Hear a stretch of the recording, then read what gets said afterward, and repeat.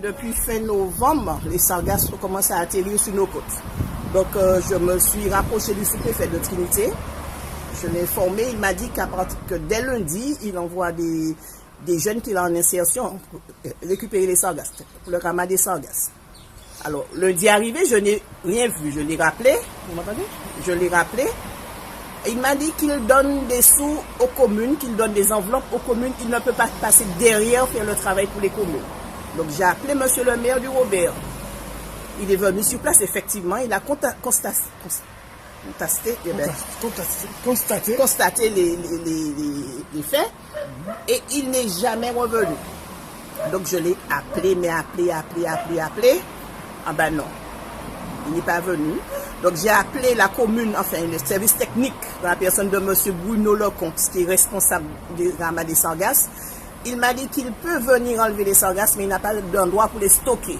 Et ce que je rencontre qu'au bord de mer, tous les jours, ils ramassent les sargasses. Alors moi, je me suis dit, mais qui nous sommes à Pontaléry pour rester dans une situation comme ça, et les odeurs sont très, très, très fortes. Mais donc, ça voudrait dire que tu es touché au niveau ta santé pour un coup? Ah, nous sommes tous ici touchés par la santé pour un coup. Parce que ce matin, au réveil, on avait les yeux qui piquaient, le nez qui grattait, une odeur vraiment forte dans la maison. Et là, ce que je ne comprends pas, c'est vrai qu'ils ont fait venir un sargastor, mais le sargastor, au fait, c'est au large, il ne peut pas venir sur la plage.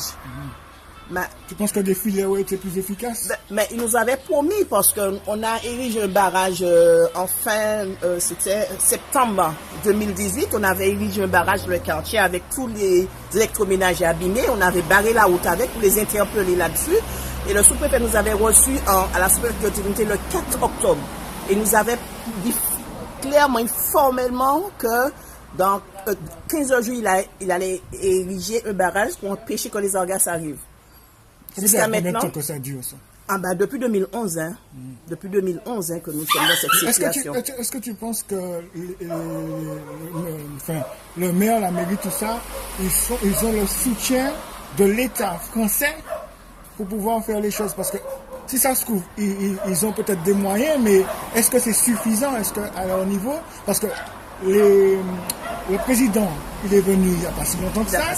Monsieur le ministre aussi est venu il n'y a pas si longtemps que ça, mais finalement il a démissionné. S'il a démissionné, c'est qu'il constate peut-être qu'il y a un problème qui est plus costaud que lui et qu'au final, ça va être très compliqué de pouvoir régler certaines choses. Est-ce que tu ne penses pas qu'au niveau de l'État français, au niveau du gouvernement français, il y a aussi un laisser-aller au niveau de la population martiniquaise?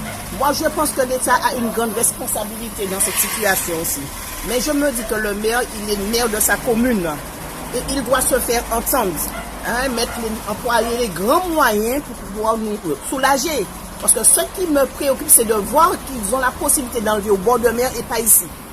C'est ce qui me préoccupe. Je me dis, mais pourquoi toujours bord de mer et jamais Pontaléry? Est-ce que c'est pas un problème d'accès? Non, là, il y a un accès. Vous voyez juste devant vous, là, il y a l'accès. Ils avaient l'habitude de venir enlever avec des camions avec une pelle.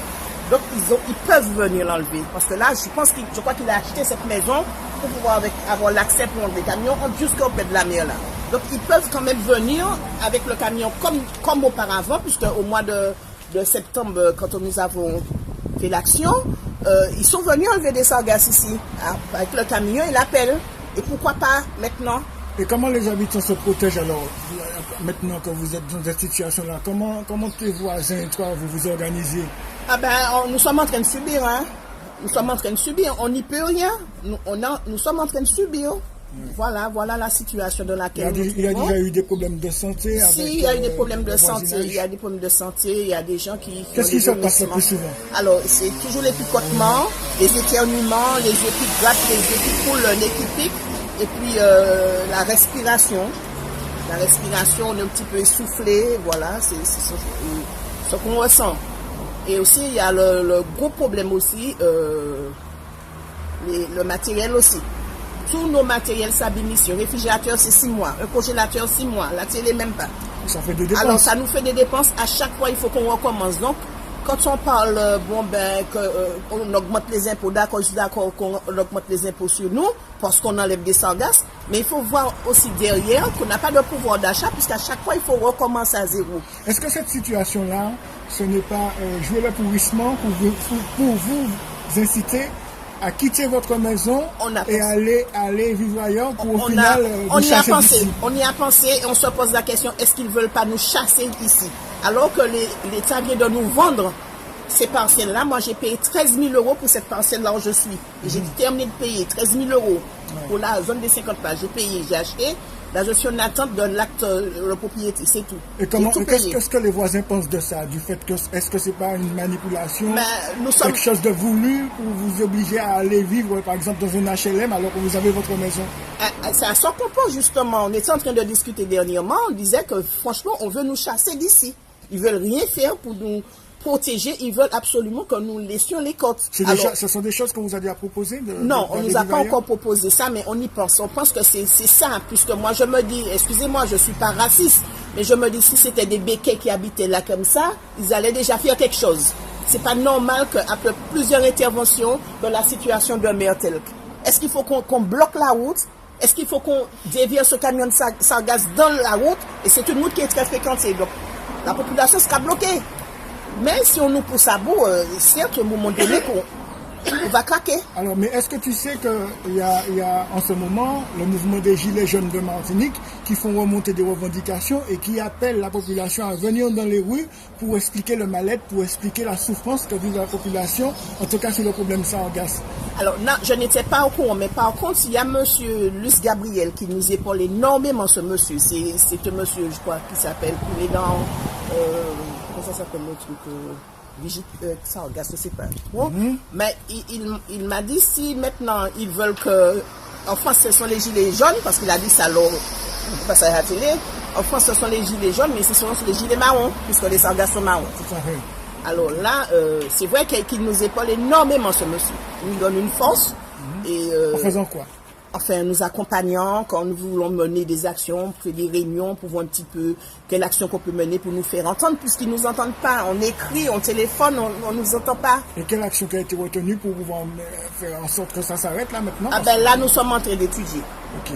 Nous ne sommes pas encore fixés là-dessus, mais nous sommes en train d'étudier une action, comment mener une action pour nous faire entendre. Et est-ce que tu penses que le moyen de se faire entendre, ce ne serait pas que la population du Robert puisse être aussi en gilet jaune ou alors venir le samedi matin pour pouvoir manifester et dire qu'il faut que ça s'arrête? Oui, moi je suis entièrement d'accord, mais moi en ce qui concerne Fort-de-France, moi je dirais non, je dirais Pontaléry, parce que c'est là la Pontaléry. Ah oui, ça Pontaléry. Il faut qu'il y ait des gilets jaunes au Robert aussi. Ah oui, que ça se passe, qu'il y ait des gilets jaunes à Pontaléry, pas gilets jaunes, gilets marrons, voilà. à Pontaléry, pour qu'on puisse dire que c'en est assez. C'en est assez, parce que là, moi je me dis, depuis quand même fin novembre, ils ne sont jamais venus et personne ne nous a contactés, ni maire. Au moins le sous-préfet, il est venu sur place, il est venu, il a filmé. Il m'a dit ça ne devait pas être comme ça là, parce que c'est l'entassement de plusieurs arrivées de sargasses qui donne ça là aujourd'hui. Et au niveau de l'intensité de l'air, parce que j'ai vu que tu as un appareil qui te permet de mesurer le taux d'intensité de gaz. Gaz, oui. Quel est le pic le plus important que tu as déjà relevé? 0,8. 0,8, mais ils sont passés jeudi pour relever les données parce qu'il y a un petit truc dans l'appareil qui part avec et relève les données qui transmettent, que l'ARS transmet au sous-préfet et au maire du Robert. Et que dit le résultat de ces données? Alors là, je sais pas. Est-elle grave ou pas? Je ne sais pas. Parce que là, je lui ai demandé quand c'est vraiment dangereux, elle m'a fait comprendre qu'à partir de entre 0,4 et 0,8, nous sommes en rouge, en orange. Et quand ça atteint les 1, c'est rouge. Et dans la famille, chez toi, il y a des gens qui ont déjà été, qui sont déjà allés aux urgences pour des symptômes? Non, pas vraiment. Je sais qu'il y a une derrière là qui est allé. Il y a M. Foncier Gilles aussi qui habite derrière là. C'est un monsieur qui tu dois le connaître. La population est un peu vieillissante. Ouais, non, mais il faisait la yole là. C'est ça. Potomite de la commune. De toute façon, si tu vas derrière, ils vont t'expliquer, ils vont te dire tout ce qu'on est en train de supporter, de subir. Et ce qui me fait mal, c'est que le maire du Robert ne vient pas nous voir. Il ne dialogue pas avec nous, il ne discute pas avec nous pour venir nous dire « Bon, j'ai des difficultés, on va essayer de faire comme ça. » Rien du tout. Nous sommes laissés pour compte. Je sens comme c'est un mépris pour nous. Donc je te laisse faire ton appel, dis-lui de venir te voir.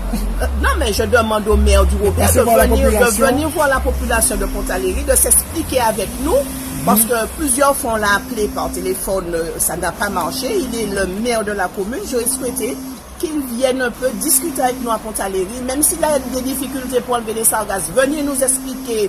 On va essayer de voir ensemble qu'est-ce qu'on peut mettre en place. On peut s'arranger, on peut voir si on peut mettre en place, si on peut donner un coup de main, qu'est-ce qu'on peut faire. Mais c'est lui le maire de la commune de venir nous voir. Même si il y a un de ses employés qui me dit, enfin je l'ai au téléphone, il me répond que le littoral appartient à l'État, normalement il devrait, c'est pas la commune à enlever les sargasses, c'est ce qu'il m'a répondu. Il m'a dit clairement, ce n'est pas le seul quartier où il y a des sargasses. Très bien. En tout cas, je te remercie pour ton témoignage. Nous, on va continuer avec les autres habitants. D'accord, je vous remercie. Mais tout ce que je lance un appel aussi au sous-préfet de Trinité, parce que c'est l'État a des sous, l'État encaisse. Il faut que l'État aussi bouge, même si le maire a des difficultés, même s'il donne des enveloppes au maire du Robert. Mais peut-être que ce n'est pas suffisant et qu'eux aussi, au niveau de l'État, qu'ils fassent quelque chose. Parce que les impôts, ça chiffre. Voilà. Merci. Merci.